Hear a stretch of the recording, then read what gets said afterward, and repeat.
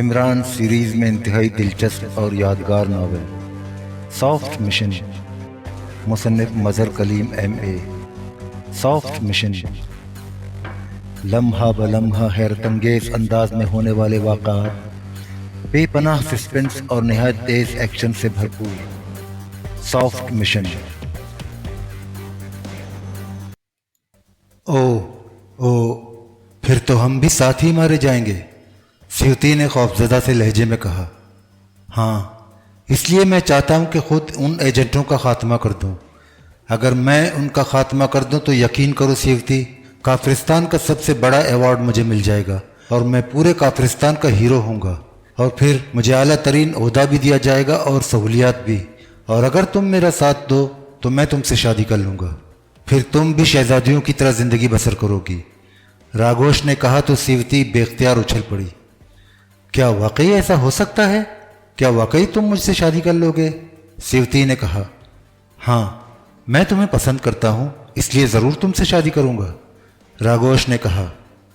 लेकिन तुम उन्हें कैसे हलाक करोगे? क्या यहाँ बैठे बैठे ऐसा हो सकता है? स्यूती ने कहा।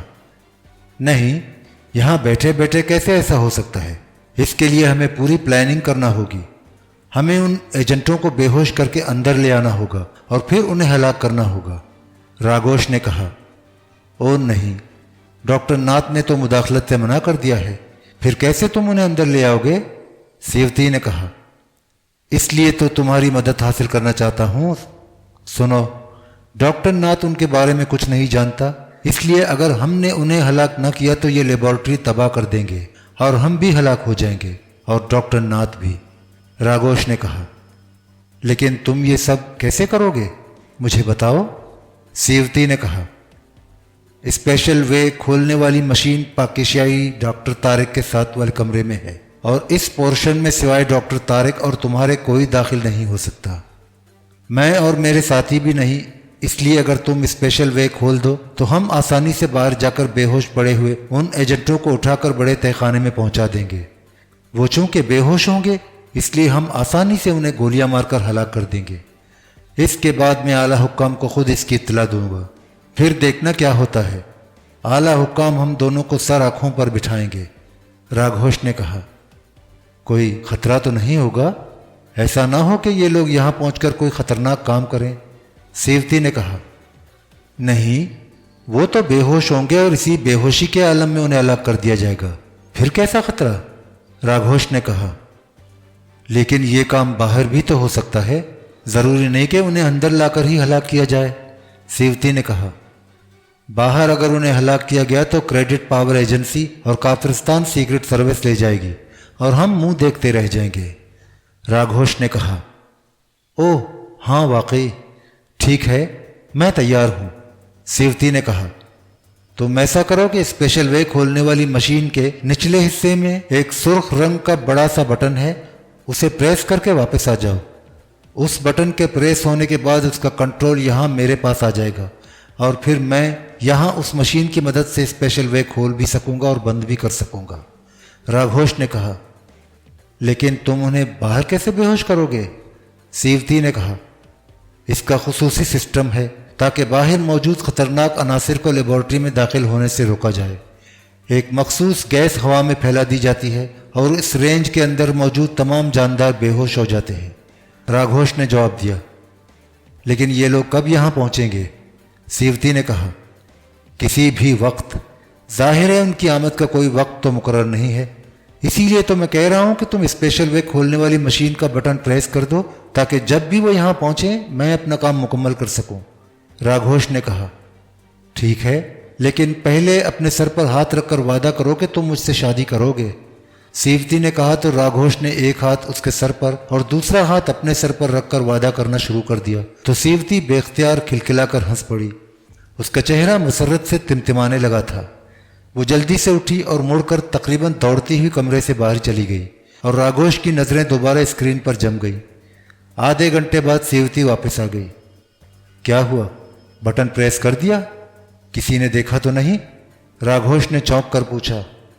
नहीं, सब अपने कामों में मशगूल थे, स्यूती ने कहा। तो राघोश ने इस बात में सर हिला दिया। इसके साथ ही उसने मशीन ऑपरेट करना शुरू कर दी।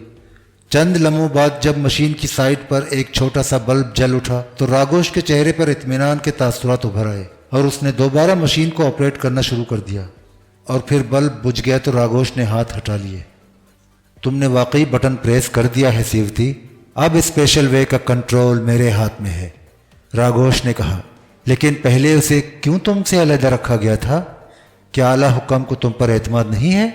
सीवती ने कहा।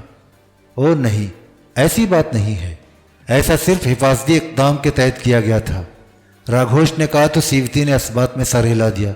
फिर वो आपस में आइंदा आने वाले वक्त के बारे में बातें करते रहे कि अचानक राघोष चौंक पड़ा।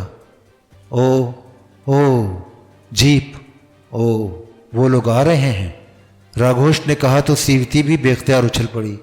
उसकी नजरें भी स्क्रीन पर जम सी गईं जहां एक जीप रेत पर दौड़ती हुई दिखाई दे रही थी।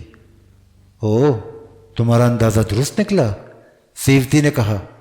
हाँ, राघोष ने कहा। और फिर उन्होंने जीप को एक टीले की ओट में रुकते देखा और फिर उसमें से 2 औरतें और 5 मर्द नीचे उतर आए और वो सब तेजी से दौड़ते हुए इधर उधर टीलों के पीछे छुपने लगे। क्या हुआ है इन्हें? सीवती ने हैरत भरे लहजे में कहा। देखती जाओ, राघोष ने कहा। और चंद लम्हों बाद जब उन्होंने एक स्क्रीन पर हेलीकॉप्टर को देखा तो एक बार फिर वो दोनों उछल पड़े। ये यकीनन पावर एजेंसी का हेलीकॉप्टर है, ये सीराम की तरफ से आ रहा है और पावर एजेंसी ने वहां अड्डा बनाया हुआ है। इसका मतलब है कि वो चेकिंग कर रहे हैं, राघोष ने कमेंट्री करने के से अंदाज में कहा, जबकि सीवती होंठ भींचे खामोश बैठी रही। हेलीकॉप्टर उस टीले के ऊपर से गुजरकर आगे बढ़ गया जिस टीले की ओट में जीप मौजूद थी और फिर काफी आगे जाकर वो चक्कर काट कर मुड़ा और एक बार फिर वापस उस तरफ को बढ़ता चला गया जिधर से आया था और कुछ देर बाद वो स्क्रीन से आउट हो गया। क्या हुआ? ये तो वापस चला गया है, सीवती ने कहा। यह सिर्फ चेकिंग करने आया था, अब वो लोग पूरी ताकत से वापस आएंगे और उससे पहले हमने इन्हें बेहोश करके अंदर ले आना है, राघोष ने कहा। जबकि इस दौरान जीप से उतरने वाले अफराद मुख्तलिफ टीलों की ओट से निकलकर इकट्ठे हो रहे थे। काश ये गैस रेंज में आ जाएं, राघोष ने कहा। लेकिन उनकी तादाद तो काफ़ी है, तुम उनको कैसे अंदर ले आओगे? सीवती ने कहा। मैं नहीं, सिक्योरिटी के लोग उन्हें अंदर ले आएंगे, राघोष ने कहा। इस तरह तो डॉक्टर नाथ को मालूम हो जाएगा, सीवती ने चौंक कर कहा। वो मेरे मातहत हैं, डॉक्टर नाथ के नहीं हैं, फिर उनका कोई राब्ता डॉक्टर नाथ से नहीं है, राघोष ने कहा। और इसके साथ ही वो बेख्तियार चौंक पड़ा। उसके चेहरे पर हैरत के तासुरात थे। ओ, ये रेंज में आ रहे हैं, रेंज में आ रहे हैं, वेरी गुड, हमारी किस्मत का सितारा उरूज पर है, राघोष ने कहा। क्योंकि जीप से उतरने वाले एक तरफ को तेजी से बढ़ते चले जा रहे थे। ये उधर क्यों जा रहे हैं? क्या उन्हें मालूम है कि लेबॉर्ट्री कहाँ है? सीवती ने कहा। नहीं, शायद ये समझ रहे हैं कि चश्मे और दरख्तों की तरफ लेबॉर्ट्री है, ये उसकी मुखालिफ सिमत में जा रहे हैं ताकि पावर एजेंसी वालों को धोखा दे सके, जबकि उन्हें मालूम नहीं है कि लेबॉर्ट्री वाकई उस तरफ ही है जिधर वो जा रहे हैं, राघोष ने कहा। और इसके साथ ही उसके दोनों हाथ तेजी से हरकत में आए और उसने कई बटन यके बाद दीगरे प्रेस करके एक नॉब को तेजी से घुमा दिया। चंद लम्हों बाद रेत पर हरकत करते हुए सब अफराद यकलख्त झटका खाकर नीचे गिरे और फिर चंद लम्हे तड़पने के बाद साकित हो गए। ये बेहोश हो गए हैं, राघोष ने कहा। और इसके साथ ही उसने साथ पड़े हुए इंटरकॉम का रिसीवर उठाया और यके बाद दीगरे कई बटन प्रेस कर दिए। यस, प्रीतम बोल रहा हूँ, दूसरी तरफ से एक मर्दाना आवाज़ सुनाई दी। राघोष बोल रहा हूँ प्रीतम, राघोष ने तेज़ और तहक्कुमाने लहजे में कहा। यस बॉस, दूसरी तरफ से इंतहाई मुअद्दिबाना लहजे में कहा गया। मैं स्पेशल वे खोल रहा हूँ, बाहर 7 अफराद जो कि पाकिस्तानी एजेंट हैं बेहोश पड़े हुए हैं, जिनमें 2 औरतें और 5 मर्द हैं। तुम सब साथियों को लेकर बाहर जाओ और उन सब को उठाकर अंदर ले आओ और उन्हें 0 रूम में डाल देना, मैं खुद वहाँ जाकर उनका खात्मा करूँगा, राघोष ने कहा। यस बॉस, दूसरी तरफ से कहा गया। तो राघोष ने रिसीवर रखकर एक बार फिर मशीन को ऑपरेट करना शुरू कर दिया ताकि स्पेशल वे खोल सके। क्या ये तुम्हारे साथी बाहर जाकर बेहोश न हो जाएंगे? सीवती ने कहा। अरे नहीं, फिजा में फैलने वाली गैस के असरात जल्द ज़ाइल हो जाते हैं, राघोष ने कहा और हाथ वापस हटा लिया। थोड़ी देर बाद स्क्रीन पर रेत के एक टीले के करीब से एक एक करके आदमी बाहर निकलने लगे, जहां रेत पर 7 अफराद बेहोश पड़े हुए थे। फिर एक आदमी ने दोनों औरतों को उठाकर दोनों कंधों पर डाला, जबकि बाकी ने एक एक आदमी को उठाया और वापस मुड़कर उसी रेत में गायब होते चले गए जिस तरह वो रेत से बाहर निकले थे।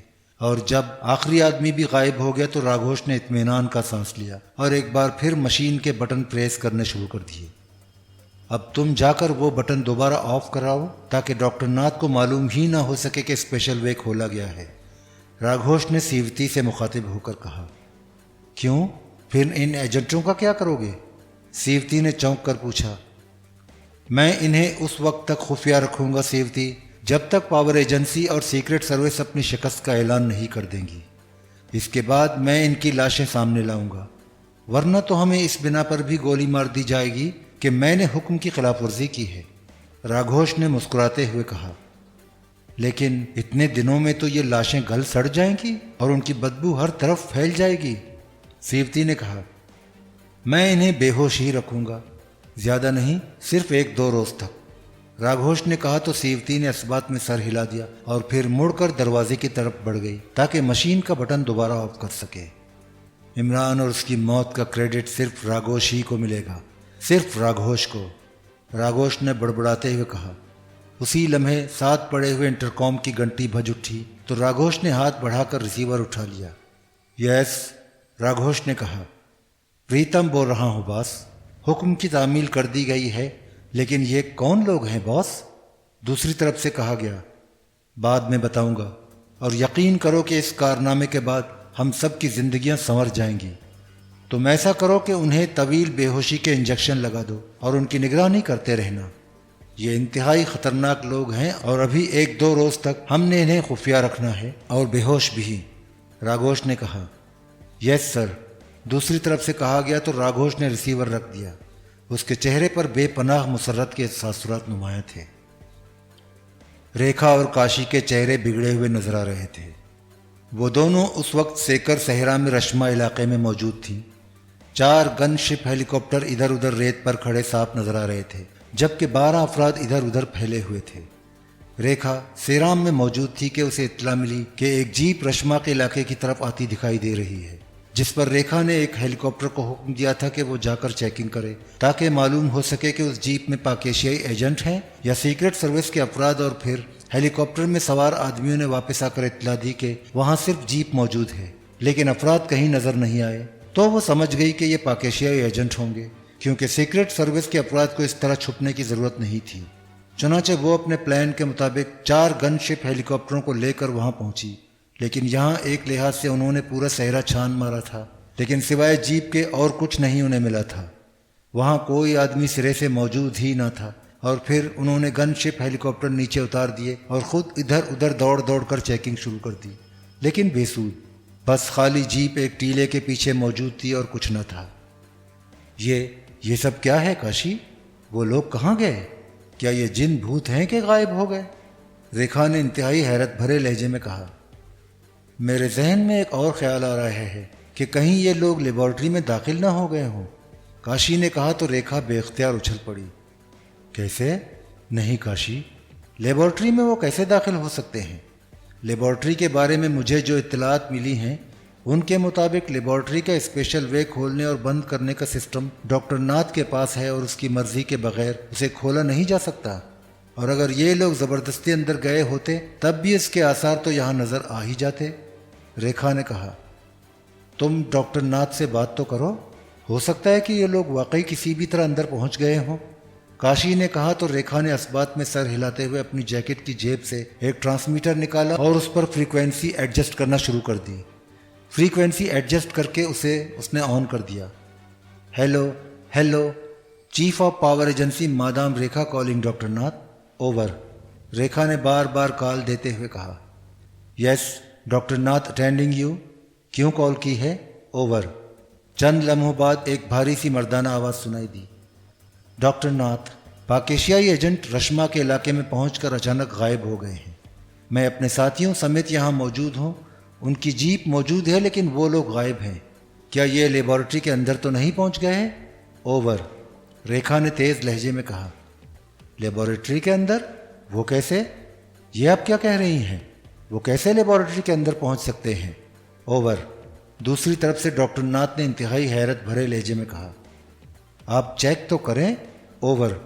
रेखा ने कहा, मुझे चेक करने की ज़रूरत नहीं है। लेबोरेटरी का स्पेशल वे मेरे कंट्रोल में है और जब तक मैं उसे न खोलूं वो खुल नहीं सकता, और जब तक स्पेशल वे न खोला जाए कोई आदमी भी अंदर दाखिल नहीं हो सकता। ओवर।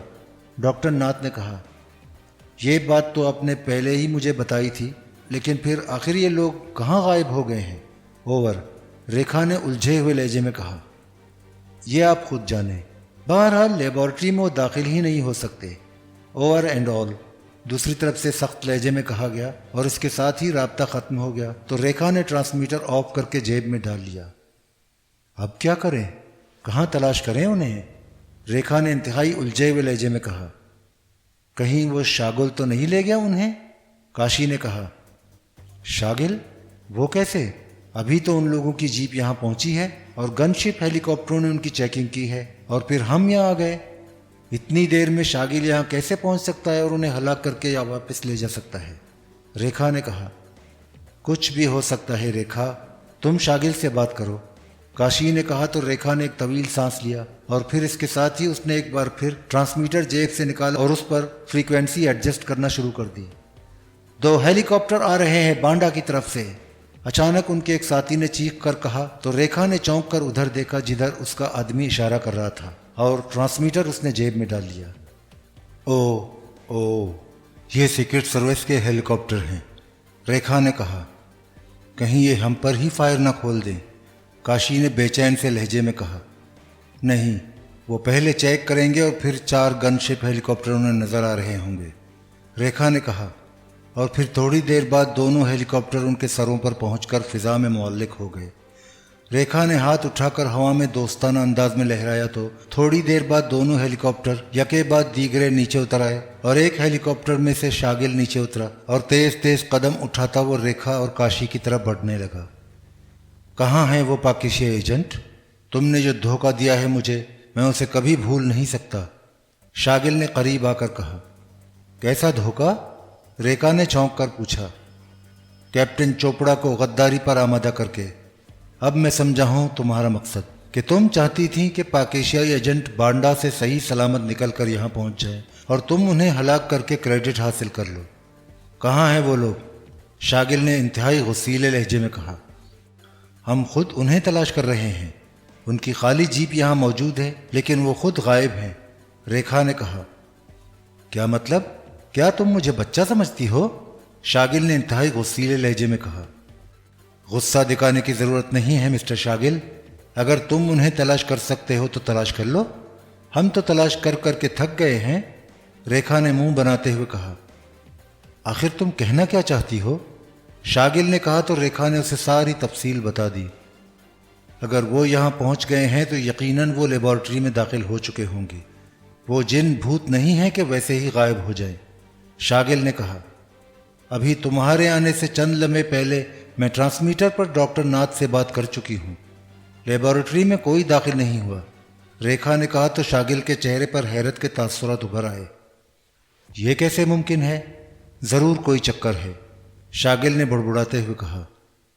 अब हम तो वापस जा रहे हैं, तुम उन्हें तलाश कर सकते हो तो कर लो, रेखा ने कहा और फिर उसने वापसी का ऐलान कर दिया, जबकि शागिल वहीं खड़ा रहा और फिर उसके देखते ही देखते रेखा, काशी और उसके आदमी 4 गनशिप हेलीकॉप्टरों पर सवार होकर सीराम की तरफ वापस चले गए, जबकि शागिल और उसके साथी और उनके दोनों गनशिप हेलीकॉप्टर वहां मौजूद थे। आखिर ये कहाँ जा सकते हैं? शागिल ने कहा और फिर एक ख्याल के आते ही वो चौंक पड़ा। माथुर इधर आओ, उसने चीख कर कहा तो हेलीकॉप्टर के करीब मौजूद 4 अफराद में से एक आदमी दौड़ता हुआ उसके करीब आ गया। यस बॉस, उस आदमी ने मुअद्दबाना लहजे में कहा। पाकिस्तानी एजेंट यहाँ पहुंचकर गायब हो गए हैं और मुझे यकीन है कि वो लेबॉर्ट्री में दाखिल हो चुके हैं, लेकिन हमारा कोई राब्ता लेबॉर्ट्री से नहीं है। फिर उन्हें कैसे तलाश किया जाए? शागिल ने कहा। बस एक जरिया है, माथिर ने कहा तो शागिल बेख्तियार चौंक पड़ा। कौन सा? शागिल ने चौंक कर कहा।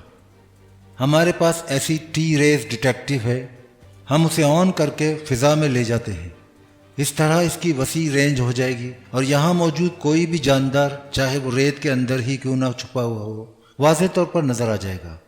माथुर ने कहा, क्या लेबॉरेटरी के अंदर मौजूद अफराद भी चेक हो सकेंगे?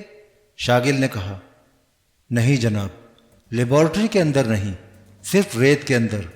हो सकता है कि ये लोग किसी रेत के टीले के अंदर छुपे हुए हों।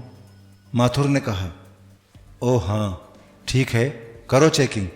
शागिल ने कहा तो माथुर वापस मुड़ गया। थोड़ी देर बाद वो हेलीकॉप्टर फ़िज़ा में बुलंद होता चला गया और काफ़ी बुलंदी पर जाकर वो फ़िज़ा में मुअल्लिक हो गया और काफ़ी देर तक मुअल्लिक रहा। फिर आहिस्ता आहिस्ता वापस नीचे उतर आया और उसमें से माथुर निकलकर शागिल की तरफ बढ़ गया। क्या हुआ, कुछ पता चला? शागिल ने बेचैन से लहजे में पूछा। नो बॉस, यहाँ 10 मील की रेंज में कोई आदमी मौजूद नहीं है, माथुर ने जवाब दिया। इसका मतलब है कि ये रेखा फिर ड्रामा कर रही थी। ये यकीनन हमारे आने से पहले उन्हें बेहोश करके अपने अड्डे पर पहुंचा चुकी होगी और अब हमें चक्कर दे रही है कि वो यहाँ आकर गायब हो गए हैं। शागिल ने कहा, बास, अगर ऐसा है तो वहाँ हमारा आदमी गोपाल मौजूद है, उससे मालूम किया जा सकता है। माथुर ने कहा, हाँ, उससे मालूम करो वरना हमें रेखा के अड्डे पर रेड करना पड़ेगा। शागिल ने कहा तो माथुर ने जेब से एक छोटा सा ट्रांसमीटर निकाला। ये फिक्स्ड फ्रिक्वेंसी का ट्रांसमीटर था। माथुर ने उसका बटन ऑन कर दिया। Hello hello, Mathur calling, over. Mathur ने बार बार कॉल देते हुए कहा। Yes, Gopal attending you, over. चंद लम्हों बाद एक मर्दाना आवाज़ सुनाई दी। गोपाल, क्या मादाम रेखा सेकर सहरा से वापस अड्डे पर पहुंच चुकी है? ओवर। माथुर ने कहा, नहीं जनाब, वो तो फुल फोर्स के साथ रश्मा गई हुई हैं, अभी तक उनकी वापसी नहीं हुई। ओवर। गोपाल ने जवाब देते हुए कहा, अब ये बताओ कि क्या पाकिस्तानी एजेंटों को पहले ही तुम्हारे अड्डे पर नहीं पहुंचाया गया? ओवर। माथुर ने कहा, पाकिस्तानी एजेंटों को यहाँ अड्डे पर? नहीं जनाब, उनका खात्मा करने तो मादाम गई हैं। ओवर। दूसरी तरफ से कहा गया, ठीक है, सुनो, अगर ये पाकिस्तानी एजेंट अड्डे पर पहुंचे तो तुमने मुझे फौरन कॉल करना है। ओवर। माथुर ने कहा, यस सर। ओवर। दूसरी तरफ से कहा गया तो माथुर ने ट्रांसमीटर ऑफ कर दिया। अजीब असरार है। बहरहाल अब चलें वापस। और क्या करें? शागिल ने होंठ चबाते हुए कहा, बास, ये लोग लेबॉर्ट्री में तो किसी सूरत दाखिल हो ही नहीं सकते, इसलिए जाहिर है वो वापस बांडा ही पहुंचेंगे और वहां हम उनको कवर कर लेंगे। माथुर ने कहा, हाँ ठीक है, आओ चलें। शागिल ने कहा और फिर तेज तेज कदम उठाता हेलीकॉप्टर की तरफ बढ़ गया।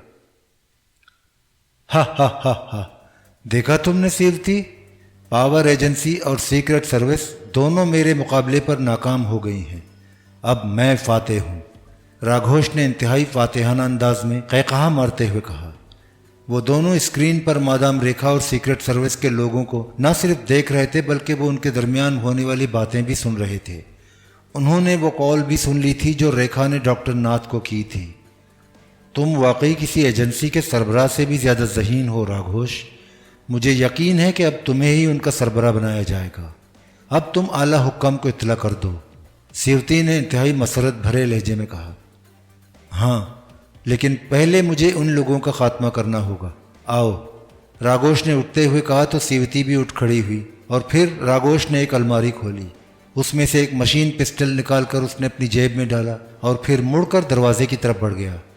थोड़ी देर बाद वो एक राहदारी में चलते हुए आगे बढ़ते चले जा रहे थे। राहदारी के अख्तिताम पर एक दरवाज़ा था जिसके बाहर एक आदमी मौजूद था। उसने राघोष को सलाम किया।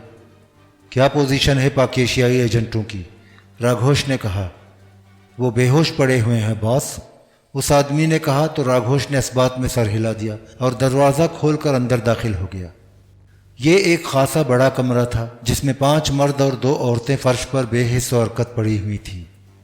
प्रीतम, 2 आदमियों को बुलाओ और इन सब के हाथ उनके अक़ब में करके हथकड़ियाँ डाल दो और फिर इन्हें दीवार के साथ बिठा दो और फिर इन्हें होश में ले आओ। राघोष ने उस आदमी से कहा जो बाहर दरवाजे पर खड़ा था और अब उनके पीछे अंदर आ गया था। यस बॉस, प्रीतम ने कहा और वापस मुड़ गया, जबकि राघोष वहाँ मौजूद कई कुर्सियों में से एक कुर्सी पर बैठ गया। क्या तुम इन्हें होश में लाना चाहते हो? क्यों? पहले तो तुम कह रहे थे कि उन्हें बेहोशी के आलम में गोली मारकर हलाक कर दोगे। सिवती ने राघोष के साथ वाली कुर्सी पर बैठते हुए कहा, मैं इन्हें बताना चाहता हूं कि इनका अंजाम राघोष के हाथों हो रहा है। राघोष ने कहा, सोच लो, खुद ही कह रहे थे कि ये इंतहाई खतरनाक लोग हैं। सिवती ने कहा, तुम बेफिक्र रहो, इनके हाथ जकड़े हुए होंगे, फिर ये क्या कर सकेंगे? वैसे भी इनके पास असलहा नहीं है और मेरे पास मशीन पिस्टल है। राघोष ने कहा और थोड़ी देर बाद प्रीतम अंदर दाखिल हुआ तो उसके पीछे 2 और आदमी अंदर दाखिल हुए जिनके हाथों में क्लिप हथकड़ियाँ मौजूद थी। उन तीनों ने बारी बारी सबके हाथ उनके अक़ब में करके हथकड़ियाँ डाल दी और फिर उन्हें उठाकर दीवार के साथ उनकी पुश्त लगाकर बिठा दिया। प्रीतम ने जेब से एक लंबी गर्दन वाली बोतल निकाली और उसका ढक्कन खोलकर उसने बारी बारी उन सब की नाक से लगाई। आखिरी आदमी की नाक से बोतल लगाकर उसने बोतल हटाई और फिर उसका ढक्कन बंद करके उसने बोतल जेब में डाल ली। तुम्हारे पास असलहा है? राघोष ने इनसे मुखातिब होकर कहा। यस बॉस, मशीन पिस्टल हैं, प्रीतम ने जवाब दिया। प्रीतम, तुम यहीं रुकोगे और अगर ये लोग कोई गलत हरकत करें तो बेशक गोलियों से उड़ा देना, लेकिन अगर ये कोई गलत हरकत ना करें तो तुमने खामोश रहना है। मैं इन्हें खुद अपने हाथों से हलाक कर दूंगा, राघोष ने कहा। यस बॉस, प्रीतम ने कहा और वो उन दोनों की कुर्सियों के अक़ब में आकर खड़ा हो गया जबकि बाकी दोनों अफराद वापस चले गए। कुछ देर बाद एक एक करके वो सब होश में आ गए। मैं तुम्हारा कद क़ामत पहचानता हूँ इमरान, तुम भी मुझे यकीनन पहचान गए होगे। इसके बावजूद मैं अपना तारुफ करा दूँ, मेरा नाम राघोष है और मैं कर्नल फरीदी की 0 फोर्स में भी काफ़ी अरसा रहा हूँ। राघोष ने एक आदमी की तरफ देखते हुए कहा, मैं तुम्हें पहचान गया हूँ राघोष, लेकिन हम कहाँ हैं? उस आदमी ने हैरत भरे अंदाज में इधर उधर देखते हुए कहा, तुम लेबॉरेटरी के अंदर मौजूद हो। राघोष ने मुस्कुराते हुए कहा तो इमरान बेख्तियार चौंक पड़ा। लेबॉरेटरी के अंदर? मगर हम तो बाहर रेत पर थे, फिर अंदर कैसे आ गए? इमरान के लहजे में इंतहाई हैरत थी तो राघोष ने पूरी तफसील से सारी बात दोहरा दी। उसने रेखा और शागिल के आने और फिर वापस जाने की तफसील भी बता दी थी। तुमने तो कमाल कर दिया राघोष, इस कदर अक्लमंद आदमी हो तुम, मैं सोच भी न सकता था। इमरान ने कहा तो राघोष बेख्तियार हंस पड़ा। इस तारीफ का शुक्रिया इमरान, लेकिन मुझे अफसोस है कि इसके बावजूद तुम्हें मैं ज़िंदा नहीं छोड़ूंगा। मैंने तुम्हें होश भी इसीलिए दिलाया है कि तुम्हें मालूम हो सके कि तुम्हारा खात्मा किसके हाथों हो रहा है। अब तुम छुट्टी करो, राघोष ने कहा और इसके साथ ही उसने जेब से मशीन पिस्टल निकाल लिया। एक मिनट, इमरान ने कहा। नहीं इमरान, अब तुम्हें कोई मोहलत नहीं मिल सकती, राघोष ने कहा और इसके साथ ही उसने मशीन पिस्टल का रुख इमरान की तरफ कर दिया। मैं मोहलत नहीं मांग रहा मिस्टर राघोष, मैं तो तुम्हारी जहानत पर तुम्हें खराज तहसीन पेश करना चाहता हूँ, इमरान ने मुस्कुराते हुए कहा। शुक्रिया, मगर, राघोष ने कहा, लेकिन दूसरे लम्हे इमरान के अक़ब में मौजूद बाजू हरकत में आए और राघोष के सीने पर क्लिप हथकड़ी एक खौफनाक धमाके से लगी और राघोष को यूं महसूस हुआ जैसे क़यामत टूट पड़ी हो। वो चीखता हुआ कुर्सी समेत उछलकर पीछे गिरा ही था कि रेट रेट की आवाज़ के साथ ही उसके कानों में सिवती और प्रीतम के चीखों की आवाज़ें पड़ी और इसके साथ ही जैसे उसके जिस्म में कई गर्म गर्म सलाखें उतरती चली गई हों और इसका सांस उसके हलक में ही अटक गया हो। उसने बेख्तियार सांस को हलक से निकालने की कोशिश की, लेकिन बेसूद। उसका जहन और एहसासात तारीकी में डूबते चले गए। रेखा और काशी दोनों ही सेराम में अपने अड्डे के कमरे में बैठी हुई थीं। उनके चेहरों पर अजीब से तासुरात थे, हैरत और बेबसी के मिले जुले तासुरात। आखिर ये क्या हुआ है? ये लोग कहाँ गायब हो गए हैं? अभी तक उनके बारे में कोई इत्तला नहीं मिल सकी। रेखा ने कहा, मैं खुद हैरान हूँ रेखा, मुझे तो ये सब ख्वाब लगता है। काशी ने कहा और फिर इससे पहले कि फ़िक्रा ख़त्म होता कमरे का दरवाज़ा एक धमाके से खुला और एक नौजवान तेज़ी से अंदर दाखिल हुआ। मादाम, उन्हें चेक कर लिया गया है, आने वाले ने तेज़ तेज़ लहजे में कहा तो वो दोनों बेख्तियार उछल कर खड़ी हो गई। क्या मतलब? कहाँ हैं वो? कहाँ हैं? रेखा ने बेचैन से लहजे में कहा। वो इस तरह एक एक करके रेत से बाहर आए हैं जैसे रेत के अंदर किसी गहरे कुएं से निकल रहे हों, उस नौजवान ने कहा। ओह, आओ मैं देखती हूँ। रेखा ने कहा और दरवाजे की तरफ दौड़ पड़ी। थोड़ी देर बाद वो एक और कमरे में दाखिल हुई। वहाँ एक अलमारी नुमा मशीन दीवार के साथ खड़ी थी, जिसकी स्क्रीन पर सहरा का मंजर नजर आ रहा था। मादाम, ये लोग जीप में बैठकर वापस जा रहे हैं, मशीन के सामने खड़े हुए आदमी ने कहा। तो रेखा ने देखा कि वाकई 2 औरतें और 5 मर्द जीप में मौजूद थे। ओह, हमने इस जीप को भी तबाह नहीं किया। Very bad. ओह, चलो गनशिप हेलीकॉप्टर ले चलो, उन्हें किसी सूरत भी जिंदा नहीं जाना चाहिए, रेखा ने चीखते हुए कहा। और एक बार फिर वो दौड़ते हुए अंदाज में दरवाजे की तरफ बढ़ गई। काशी इसके पीछे थी और फिर थोड़ी देर बाद 4 गनशिप हेलीकॉप्टर फिजा में बुलंद होकर इंतहाई तेज रफ्तारी से सहरा की तरफ बढ़े चले जा रहे थे। सबसे आगे वाले हेलीकॉप्टर में रेखा और काशी दोनों बैठी हुई थीं। उन दोनों की आंखों से ताकतवर दूरबीनें लगी हुई थीं।